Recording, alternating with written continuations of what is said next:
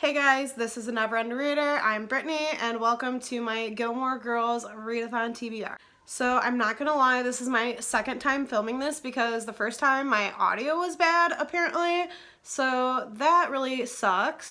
But we're just gonna do it again and we got more coffee, so in true Gilmore Girls fashion, I have already had too much caffeine.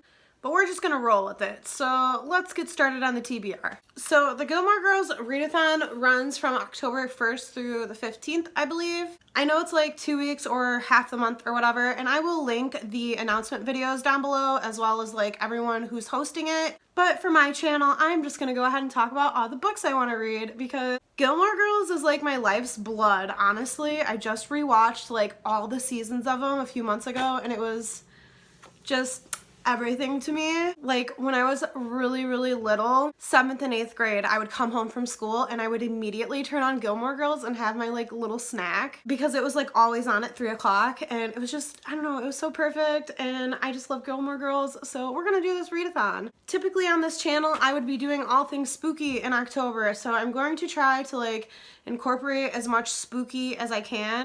But I'm not sure how much spooky I can get with this TBR because that's not really like the type of feel that I want for this readathon, honestly. So we're just gonna roll with what I got and hopefully they're really good books. So the first challenge is to read a book with a school setting, and I'm going to be reading The School for Good and Evil by Soman Shanani. This is a middle grade and it's a chunky boy. It's like almost 500 pages, but I think it'll fly by because it's middle grade.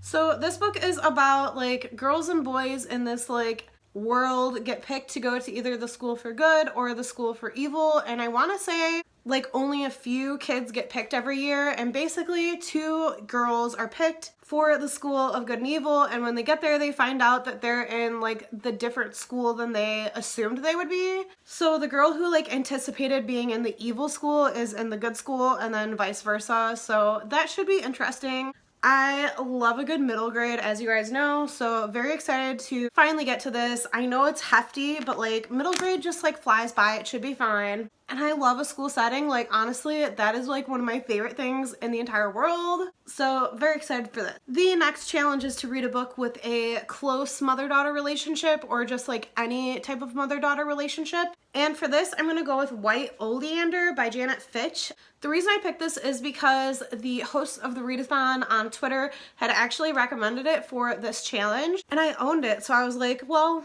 now's the time, I guess. So I don't actually know a lot about this. I read the dust jacket, and it said it was something about like this girl and her mom were like very close, and then her mom like got into a relationship with like some man and ended up like murdering him, I guess, and maybe this is like the daughter grown up trying to figure out what happened. I'm not really sure, so yeah, during my wrap up, I guess you'll find out with me. The next challenge is to read something that is cozy and set in either the fall or the winter. And for this, I'm going with a book that I don't yet own, but it is Ninth House by Leigh Bardugo. It is pre-ordered. It will be here on the 9th, I think, is when it comes out. I'm not sure. Maybe I'm just mixing that up because it's Ninth House.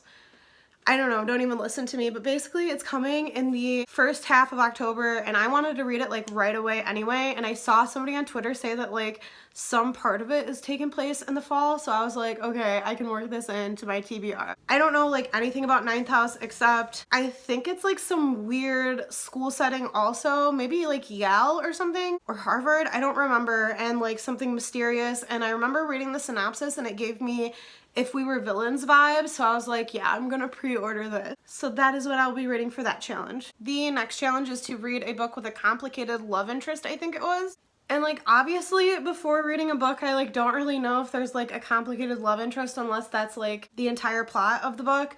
And I don't really typically go down like the romance route, so I actually googled love triangles in books because I was like, yeah, that's complicated. And one of the first things that came up was Rebecca by Daphne du Maurier. I remember like people considering this a classic, and I want to say that it's a mystery, but I literally don't know. I just know that like everybody loves it, so I wanted to give it a try and it popped up on Google, so we're just gonna roll with it. The next challenge is to read a book written by an Asian author, and for this I'm going to go with The Girl from the Well by Rin Chapeko. I think I read something by her before. I just remember it also had like a blue cover. Was it like The Bone Witch or something? I don't know.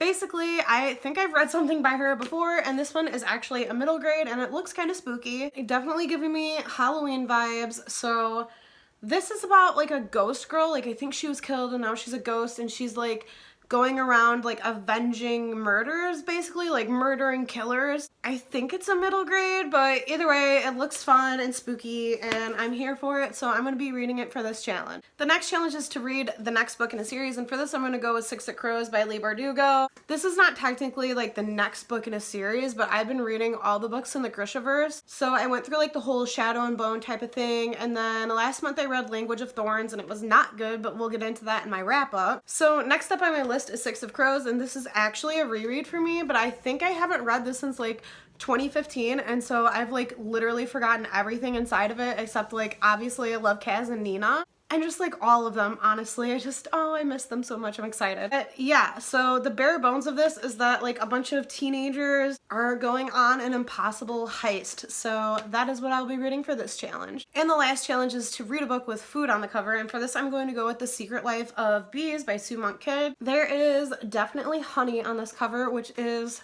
absolutely a food, so it counts. All I know about this is that it takes place in 1960s South Carolina, and something about a woman who when she was a child like saw her mother get killed. So I don't know if it's like a mystery or maybe like just a regular literary fiction, because I'm assuming 1960s South Carolina is just like not a good thing. So yeah, I am excited to be reading this. So yeah, that is what I'm reading for this readathon. The rest of my October TBR will come at you guys like sometime after the 15th, because I'm going to be doing Spookathon for sure, and I'm also going to be doing Spooktober, so look out for those. I didn't want to like do one now and like lock myself into a TBR for something that's so far away. And also Chloe will be here at my house while I think both of those are happening, so like in between both of those readathons. So I don't know, maybe we'll read something together. I don't want to like officially put myself into a locked TBR yet, so just stay tuned for that. And if you can tell, I've got a new book room. My shelves are white now, they're brand new shelves. So this is an entire new book room that we literally built from the ground up. There was nothing here except for like